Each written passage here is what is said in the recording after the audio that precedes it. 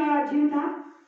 वो नानक जी से एक बार जाकर प्रश्न करने लगा कि नानक जी, मुझे आज तक आपकी बात समझ में नहीं आती, सत्संग में रोज सुनता हूँ, लेकिन अभी तक मैं इस मनुष्य शरीर का मूल्यांकन कर नहीं पाया, महत्व समझ नहीं पाया। आखिर में यह मनुष्य शरीर का महत्व है क्या?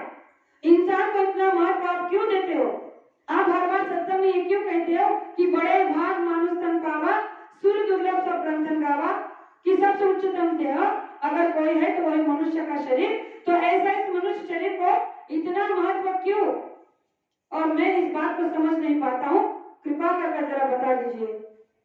तो प्रेमियों, नानक जी ने उसे कहा कि ठीक है, मैं तुम्हारे समस्या का समाधान कर देता हूँ। और उन्होंने अपने पास एक झोले में एक पत्थर पड़ा था, उस पत्थर को निकाला और उसके हाथ में रख दिया और उसे कहा कि यह पत्थर है, ले जाकर बाजार में जाओ और हर किसी के, तुम्हें जैसे जैसे किसी को पास जाना है उसके पास जाओ, लेकिन इसका मोल क्या है ये पता कर लाओ।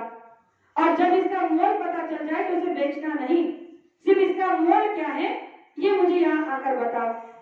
अब पत्थर जैसे उन्होंने लिया हाथ में तो चमक रहा था, तो उस प्रेमी को लगा कि आखिर में पत्थर ही तो है, इसका क्या मोल हो सकता है। लेकिन गुरु का आदेश था, कहने लगे कि ठीक है चलो। जैसे बाजार में गया तो सबसे पहले सब्जी वाले के पास गया। सब्जी वाले को कहा कि भाई ये पत्थर है, इसके बदले में तुम मुझे क्या दोगे?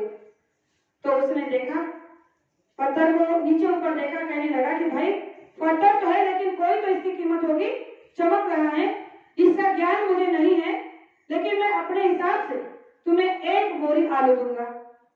अब उसने कहा कि एक बोरी आलू, चलो ठीक है। वहां से आगे निकला, फिर एक सब्जी वाले को बताया, तो उस सब्जी वाले ने कहा कि भाई, फल वालों ने कहा कि भाई उस फल वाले से पूछा कि इसका दाम क्या, इसका मोल क्या। उस फल वाले ने भी नीचे ऊपर देखा, उसे भी उस पत्थर का मोल पता नहीं था। उसने कहा कि तुम्हें 1 दर्जन संतरे दूंगा। अब ये सोचने लगा कि उसने एक बोरी आलू कहा, इसने 1 दर्जन संतरे कहा। सोचा कि चलो किसी बड़े गिराई के पास जाते हैं, तो सुनार के पास गया। सुनार के पास गया तो सुनार ने जैसे उसको हाथ में लिया तो वो तो थोड़ा पारखी था, उसे समझ लिया कि ये कोई मामूली पत्थर नहीं है, कोई बेशकीमती है, लेकिन इसकी कीमत मुझे पता नहीं। फिर भी उसने कहा कि तुम्हें 50 लाख दूंगा। अब जैसे उसने 50 लाख सुने तो उसे उस पत्थर की कीमत का पता चलने लगा, खासियत पता चलने लगी। फिर वो सोचने लगा कि इसे किसी और अच्छे इंसान को दिखाना होगा। फिर वो जोहरी के पास गया। जोहरी जो हीरे के पारखी होते हैं उसके पास गया और उस जोहरी को दिखाया कि ये जो पत्थर है इसके बदले में तुम मुझे क्या दे सकते हो।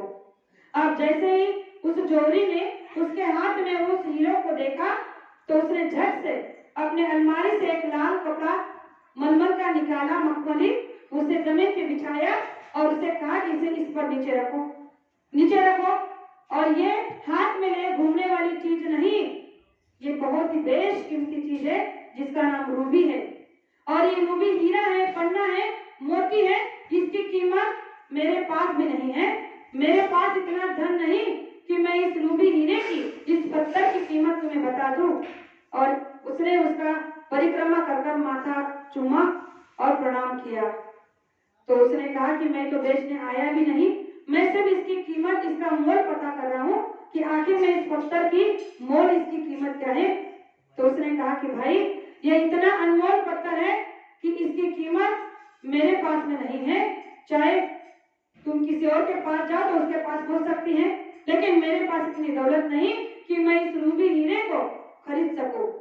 तो वो जो सत्संगी था वो उस पत्थर को, उस हीरे को लेकर नानक जी के पास आया और नानक जी से दिन भर में जो हुआ था, जिसने जो जो कीमत उस हीरे की लगाई थी वो सब बताया।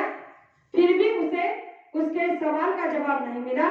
तो उसने नानक जी से फिर कहा कि ये सब तो मुझे पता चला कि ये जो आपने पत्थर मुझे दिया था ये महज एक पत्थर नहीं, ये बेशकीमती हीरा है जिसका नाम रूबी है, जो संसार में हर किसी के पास नहीं होता, जो आपके पास है, इसकी कीमत कोई नहीं लगा सकता।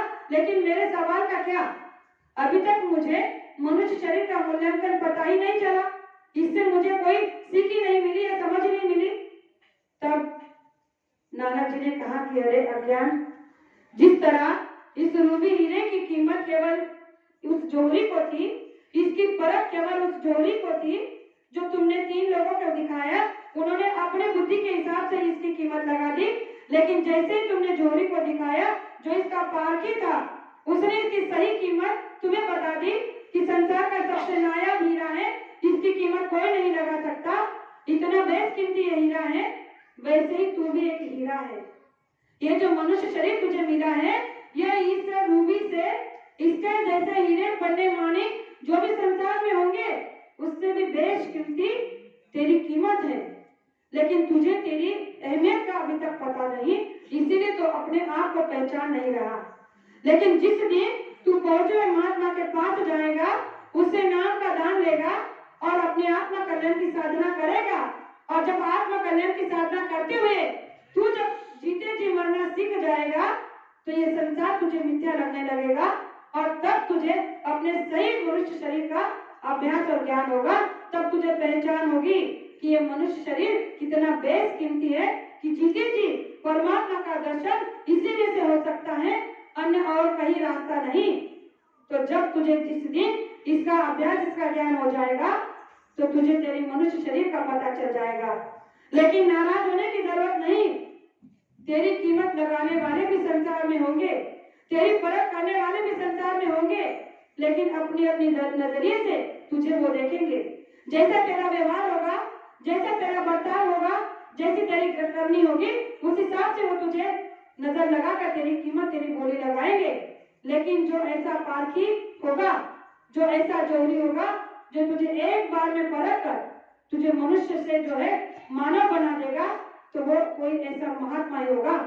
तो प्रेमियों, हम वही पत्थर हैं जो गुरु महाराज जैसे जोहरी ने हमें परखा और हमें जानबूझकर अपने पास बुलाकर हमें पत्थर से वो रूबी हीरा बना दिया, जिसकी कीमत अभी तक हमें पता ही नहीं कि हम है क्या, आखिर में हमारे अंदर में है क्या। लेकिन जिस दिन इसका पता चल जाएगा तो ये संसार में हमें कभी किसी से ना ईर्ष्या होगी, ना बैर होगा, ना दुख होगा, ना किसी से कोई अभाव होगा। सबके साथ, सबके प्रेम से रहने का एक अभाव पैदा हो जाएगा और हर तरफ दृष्टि हमारी केवल एक समान होगी। जैसे घर में वैसे बाहर, जैसे गली में वैसे समाज में, वैसे दुनिया में सबके साथ एक जैसा नजरिया हमारा बन जाएगा। तब जाकर हमारे अंदर में सही सत्संगी का बर्ताव होगा।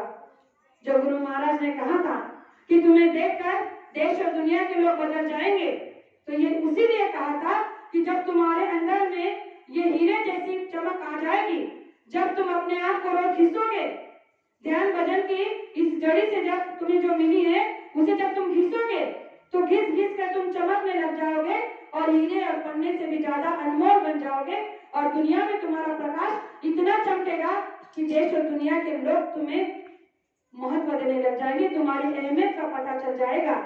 और हमारी कीमत भी संसारी कभी नहीं लगा सकते, क्योंकि उनके पास हमारी कीमत लगाने की औकात ही नहीं होगी। हमारी कीमत केवल ऐसे महापुरुष ही लगाएंगे जिनके पास में वो आंखें हैं, वो परख है। इसलिए तो बाबा जय बुद्ध जी महाराज ने हम जैसे क्या कहूँ, हमें तो बड़ी छोटी से छोटी भी अगर हम अपने आप को गाली दो तो भी वो बड़ी से बड़ी गाली को भी छोटी लगेगी। इतने हम अधम थे, इतने पापी थे, लेकिन गुरु महाराज ने सभी कर्मों को जलाकर, सभी बुराइयों को हटाकर हमें एक अच्छा इंसान बनने का मौका दिया है। लेकिन अभी तक हमारे अंदर की गंदगी साफ होने का नाम नहीं ले रही। प्रेमियों, ये मनुष्य शरीर बड़े सौभाग्य से मिला है, अब की बार दोबारा नहीं मिलेगा और दोबारा मिलना भी नहीं चाहिए, क्योंकि अब की बार मिला है तो ऐसे पूरे संत मिले हैं, फिर पता नहीं मिलेंगे नहीं। इसलिए